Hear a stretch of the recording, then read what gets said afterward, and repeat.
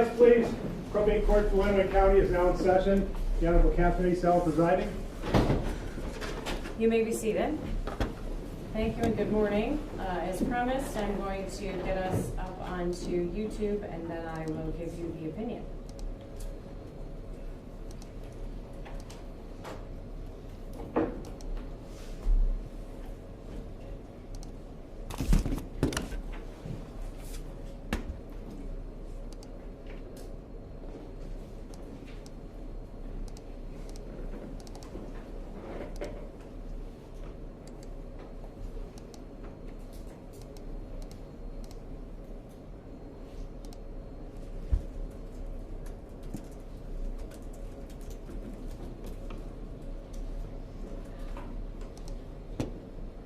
Okay, Ms. Gifford.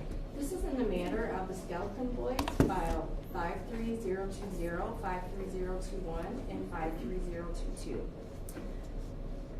Good morning. We're back on record in this file. May I have the names of our participants, please? Bert Castleberry on behalf of the petitioner Tanya Zubers. Tanya Zubers. Alexis Day on behalf of Andrew Alexander and Tanner Skelton. Thank you. We confirmed 2 days ago that Mr. Skelton did not want to participate. He also did not log in this morning, so we're assuming that his continued position is that he does not want to participate.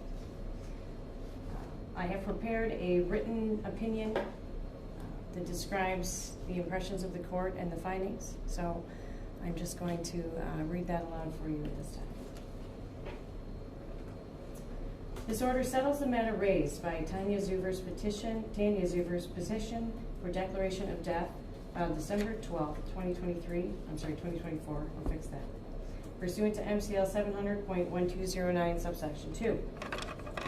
After review of the evidence, testimony, and current law, the petition is granted in part and denied in part. Pursuant to MCL 700.1209 subsection 2, a party may move to declare a person deceased under the following circumstances. Right here.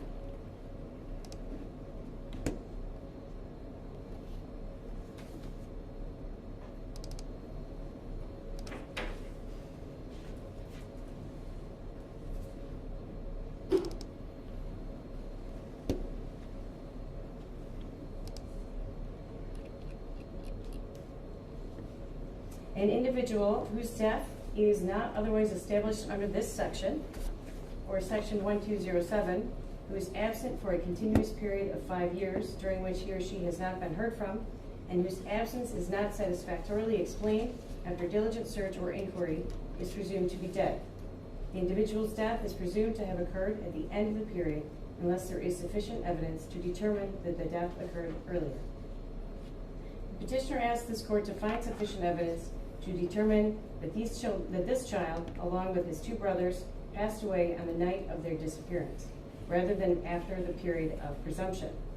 Such a finding requires a showing by clear and convincing evidence.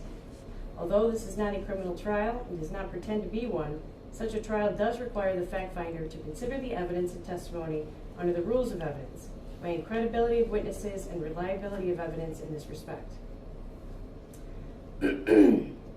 At the one-day trial, 5 witnesses were called to support the petition with the aim to provide the court with clear and convincing evidence that John Skelton was responsible for not only the disappearance of his children but the murder.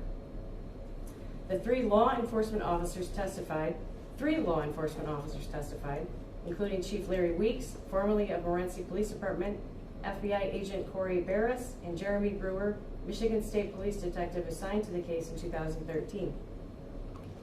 All offered their opinions that John Skelton was responsible for the murder of these 3 children. Tanya Zubers, the mother of the children, also agreed, even though she shared during her testimony that she had held out hope for many years that the boys were not dead. Cold case expert Kelly Hodges was the only other witness, called to confirm that she had run approximately 20 database searches on the state and federal level, including facial recognition, with past and all sets of age progression photos. Her last search concluding in August of 2024. She found no proof of life after November 25th, 2010.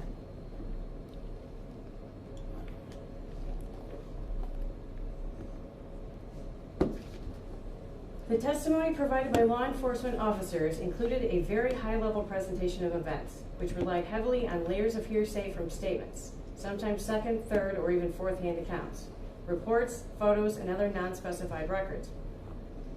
This raises a very serious barrier for the petitioner to reach the burden of clear and convincing evidence necessary for the court to find the children were murdered by John Skelton.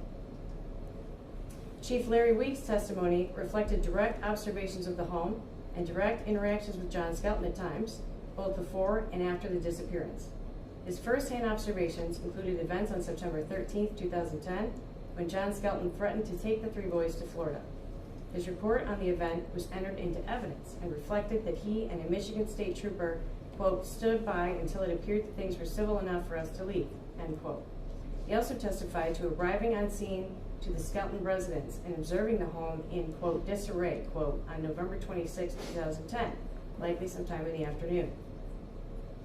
He shared that a fellow officer had removed a noose, quote, noose, and put it on a door handle, and that some other family members had already gone through the home looking for the children. His only further description of the home included broken glass in cabinets, cords to appliances cut, a Bible open to a highlighted verse, and a suicide note found in a notebook. Aside from his own attempts to access a computer, the remainder of his testimony recounted what he remembered of statements made to him by fellow officers, family members, and others. It was unclear what pieces of his testimony were from his own observations or from reports or statements that he may have recalled information. These weaknesses in the testimony were never explained by any exception to the hearsay rule, nor supported with the testimony of witnesses he referenced, photos, or any other records. This has the unfortunate result of undermining the reliability of his testimony as it relates to the request that the court determine a murder occurred. He shared the extensive efforts to search for the boys, however, referencing search tools such as maps of the area used daily to brief fellow searchers, and verified that no one had seen the boys after November 25, 2010, himself included. The next witness was FBI agent Corey Barris. He was assigned to the case and arrived at the Skelton home in the afternoon of November 26, 2010, staying overnight. He described the home as, quote, destroyed, quote, with a bed sliced up and a noose hanging from a banister. The remainder of his testimony consisted of his recounting what he learned from analysis of John Skelton's laptop and of the text messages and conversations between others and John Skelton in the days following his assignment. It is again unclear how or when he came into such information, as during questioning from the lawyer guarding ad litem for the child, he confirmed he had never had any direct contact with John Skelton. This is another unfortunate concession, given that his testimony up to that point covered many of the pieces of evidence the petitioner would purport to use in supporting the request to find that John Skelton murdered his children. Michigan State Police Detective Jeremy Brewer testified most extensively as to the investigation, including presenting a 4-piece timeline citing when various events occurred, including pivotal pieces of evidence used in his investigation. Detective Brewer took over the case from Chief Larry Weeks when Chief Weeks left Morenci Police Department in 2013. There is no question Detective Brewer spent years piecing together his timeline and vigorously pursuing this murder investigation into John Skelton. He shared with some gravitas that he had gone through a mountain of documents to prepare his timeline. Unfortunately, none of those supporting documents were provided to the court to substantiate, verify, or authenticate the events on the timeline. His testimony did include, however, his recollection of several different interactions with John Skelton, including a confrontation with him involving Moses Gingrich, whom John Skelton had directed him to find in order to try to find out where the boys could be found. He verified that despite extensive searching, including dredging a small lake at a campground, not one of the boys has been seen or heard from since November 25, 2010. This is a case of terrible and long-standing impact on the community of Lenawee. No condolences will ever be enough for such losses suffered. These proceedings offer an opportunity to recognize the disappearance and death of these 3 brothers, but leaves many more questions unanswered. Such a voluminous amount of work by law enforcement will never be fully recognized or credited rightly, especially when such a loss still remains unresolved. Thank you. Alexander William Skelton, Andrew Ryan Skelton, and Tanner Lucas Skelton have been missing since November 26, 2010. Given their undisputed disappearance for over 14 years, the statutory presumption of death applies. Presentation of evidence, however, does not present clear and convincing evidence that John Skelton murdered these children. The information provided at this trial provides ample opportunity for speculation and theories, but to make such a finding, the court would only be joining those voices offering such speculation and theory, given the lack of information. The impact of this ruling is not lost on this court, for it is also a part of this community.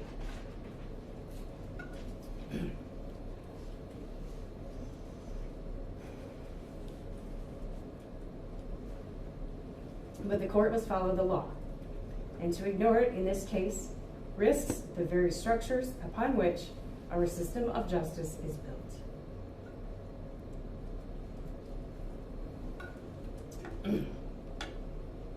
Thus, it is with the gravest of condolences that it is ordered Alexander William Skelton, Andrew Ryan Skelton, and Tanner Lucas Skelton are presumed to be deceased as of November 26, 2015, in accordance with MCL 700.1208, subsection 2. Questions? Okay. No, thank you. Okay. Thank you, everyone, for your time, efforts in this case. I will issue the order today to this effect, and that will effectively close the matter in all three files. Course of recess. All rise, please.